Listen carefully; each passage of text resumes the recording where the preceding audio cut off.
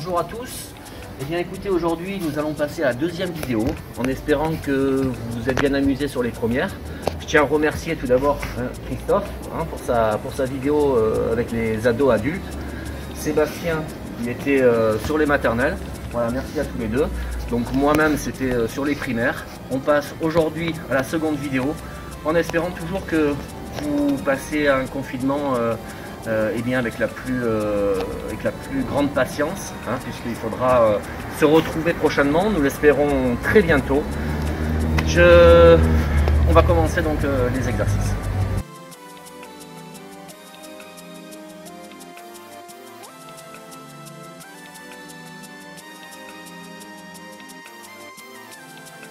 Bonjour les parents, bonjour les enfants.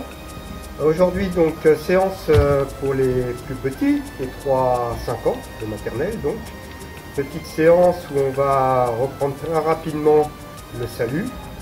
Et puis on va enchaîner derrière sur des techniques d'apprentissage, un apprentissage plutôt aux techniques de fauchage, accrochage et balayage, sous forme de petits exercices ludiques où évidemment les papas ou les mamans, frères, sœurs, vous pouvez faire ça, et je dirais même plutôt vous devez faire également avec l'enfant. Voilà, on va donc commencer par le salut. Donc je rappelle les enfants, quand on monte sur le tapis, on appelle aussi le tatami en japonais, on se doit de saluer. C'est une manière de dire bonjour, de se respecter, de dire bonjour au tapis.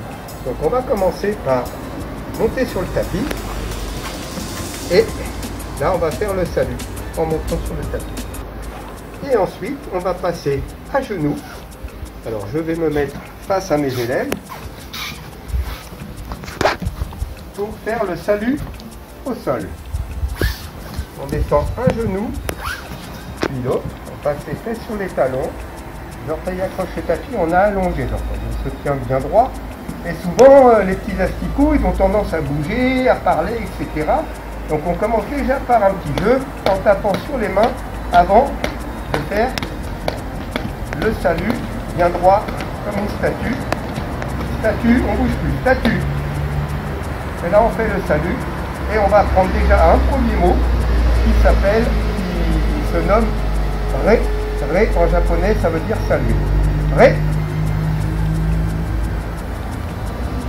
Le salut doit se faire en silence, sans taper le tapis. Le tapis, on aura l'occasion de le taper. Vous avez l'occasion de le taper quand vous faites des chutes, quand vous faites tomber votre partenaire. Là, on peut le taper pour se protéger.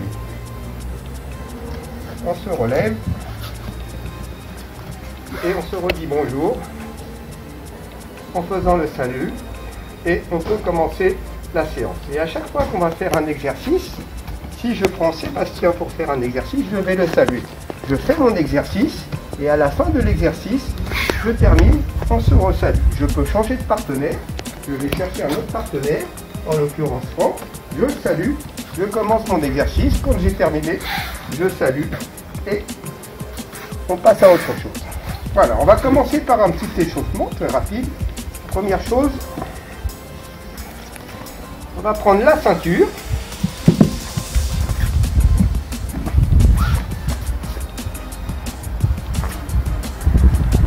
Les enfants, on va commencer à courir autour de la ceinture. On va faire, allez, vous suivez les enfants, 3 tours. Et ensuite, hop, on part dans l'autre sens. On fait un tour. Hop.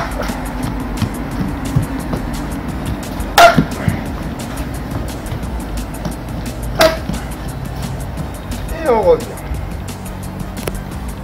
Deuxième exercice, je vais refaire un tour dans un sens, m'arrêter, hop, mettre un pied, repartir dans l'autre sens, hop, mettre le pied, hop, je peux le faire 2 ou 3 fois, hop, je mets le pied, je récupère un petit peu. Ensuite, je vais me mettre face à ma ceinture. Et là, au signal, je vais avancer 3 fois le même pied. 1, 2 et 3. Puis de l'autre côté. 1, 2 et 3. Et après, je peux alterner, c'est-à-dire je change de pied. Une fois un pied, une fois l'autre. Je vais le faire 4 fois, par exemple. 1, 2, 3 et 4. Voilà. Je vais faire un dernier petit exercice où cette fois-ci, je vais me mettre dans le cercle. Et là, je vais faire un petit pas sur le côté, toujours avec le même pied. 1, toujours au signal, je peux frapper dans mes mains. Et 3. L'autre côté. 1, 2 et 3. Et si on veut, on peut aussi alterner. 1, 2, 3, 4, 5 et 6. Ça fait 3 fois de chaque côté. Voilà pour les premiers exercices. On va passer donc à l'exercice. Sébastien va se mettre dans la ceinture, dans le cercle, en position de chevalier. On va faire 3 approches de technique dans cette position-là. Donc je rappelle, je viens avec ma main tenir le kimono de mon partenaire, le revers et la manche avec l'autre main. Ça, c'est si j'écris, si je dessine avec ma main droite, donc pour les droitiers. Si je dessine ou si j'écris avec ma main gauche, je vais faire l'inverse. Et dans ce cas-là, on va changer le partenaire, va changer sa position. Donc là, on va faire un premier exercice avec une approche pour travailler ce qu'on appelle le grand fauchage extérieur Osotogari. Sébastien se met debout. Donc Osotogari, technique de grand fauchage extérieur. Je vais venir déséquilibrer mon partenaire et faucher la jambe. Ça, c'est la finalité lorsqu'on est un peu plus grand. Donc premier exercice, comme tout à l'heure, j'avance mon pied pour le mettre dans la ceinture, je me rapproche de mon partenaire et là je vais venir accrocher sa jambe. Pour l'instant, juste accrocher. Je reviens derrière et 2 et 3. Et pourquoi j'avance d'abord mon pied? Parce que si j'attaque de trop loin ici, il va faire un petit mouvement avec ses bras et c'est moi qui vais tomber.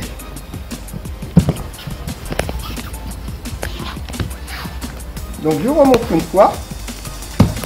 1, 2 et 3. Deuxième exercice. Sébastien va se relever. On va faire le mouvement. Cette fois-ci, on appelle Kosoto Gake, pardon. Ici. Et là, je vais venir accrocher. Donc il se met en position de chevalier. Cette fois-ci, au lieu de remettre mon pied côté du sien, c'est le pied gauche.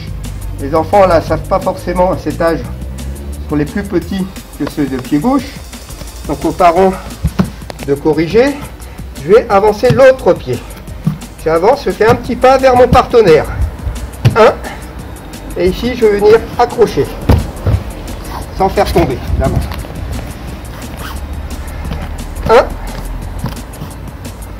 1, 2 et 3. Là, je me concentre juste sur le placement des pieds. On aura l'occasion de revoir, de travailler sur le déséquilibre sur une autre séance. Maintenant, on va passer au troisième mouvement. Premier mouvement, donc, Osotogari, grand fauchage. En montrant, je suis venu accrocher. Et à la base, il faut enlever la jambe. Kosoto Gake, je viens accrocher sur l'arrière, pareil, je pars, je pousse. Et le troisième, c'est un balayage Diashibarai. Diashibarai, on va le faire au moment où il avance son pied, ici. Je lui enlève son pied, comme si je balayais le tapis. Et je fais frotter, vous savez, le petit orteil ici. Donc, Sébastien va se mettre en position de chevalier, je vais faire un petit pas et venir toucher son pied avec le mien en faisant frotter mon petit orteil au sol. Petit pas, et si je viens toucher, je reviens, 1, 2, 1, 2, 1 et 2. Voilà. On revient. Sébastien. On va remettre la ceinture.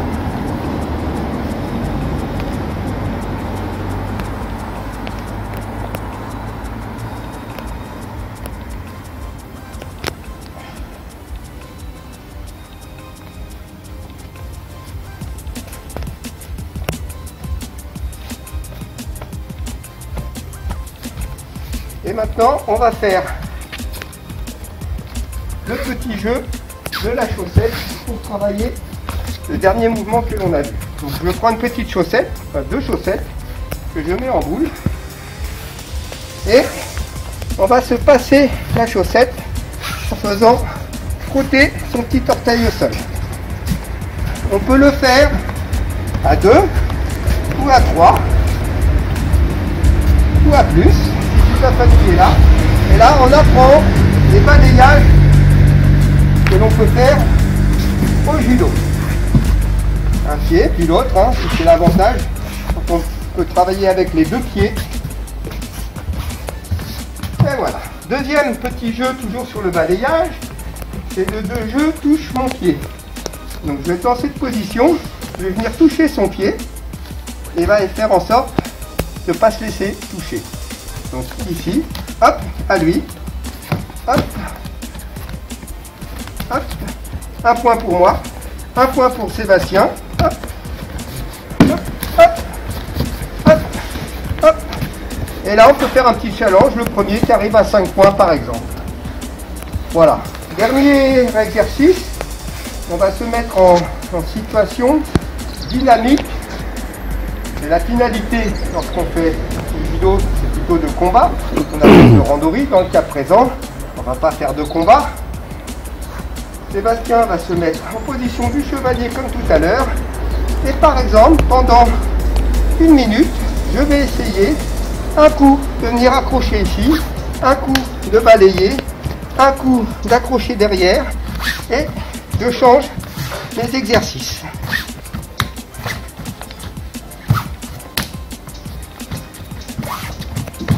Et voilà. À l'issue de tous ces petits exercices d'apprentissage, on va passer donc au salut final. On va se remettre comme tout à l'heure. Donc le salut, on le fait en début de séance et à la fin de la séance. On peut souffler un petit peu. On peut se reposer quelques minutes sur le dos, puis on passe au salut.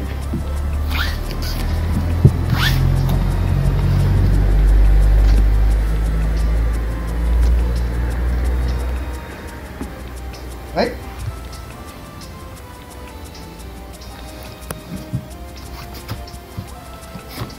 Ouais. Bonjour les enfants, les parents. Alors, comme on vous a annoncé, à l'issue de chaque petite séance, on va donc vous proposer un petit quiz. Donc en l'occurrence, là, je vais vous proposer un petit quiz concernant le salut. Donc première question, à quel moment doit-on faire le salut? Est-ce que le salut, on le fait le soir en se couchant, le matin en se levant, ou en montant sur le tatami, sur le tapis, comme ceci? Deuxième question, comment doit-on faire le salut? Alors, le salut debout, est-ce que je le fais sur une jambe? Est-ce que je le fais les pieds croisés? Ou est-ce que je le fais en serrant les pieds? Et enfin, troisième question, quand je fais un exercice avec mon partenaire, est-ce que je l'attrape et je commence? Est-ce que je mets un coup de pied? ou est-ce que je salue comme ceci?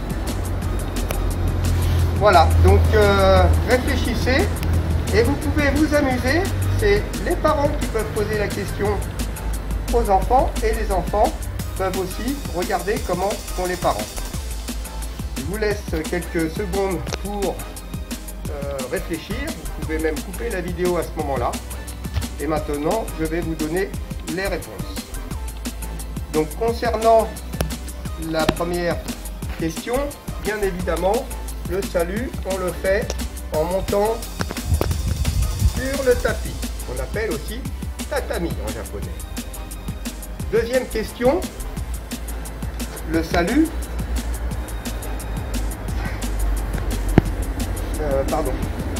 de quelle façon doit-on faire le salut debout? On le fait pieds serrés également et non pas sur une jambe ou les pieds croisés. Et enfin, troisième question, le salut, quand on invite son partenaire pour un exercice, au début de l'exercice et à la fin de l'exercice, donc on ne lui donne pas un coup, on ne le prend pas directement, on prend une petite distance de manière à ne pas se cogner les têtes, on penche en avant, on se salue en début d'exercice et en fin d'exercice. Voilà, écoutez, j'espère que cette petite vidéo vous aura plu. On essaye de faire des choses très courtes et rendez-vous à la prochaine. Voilà, à bientôt. Bye.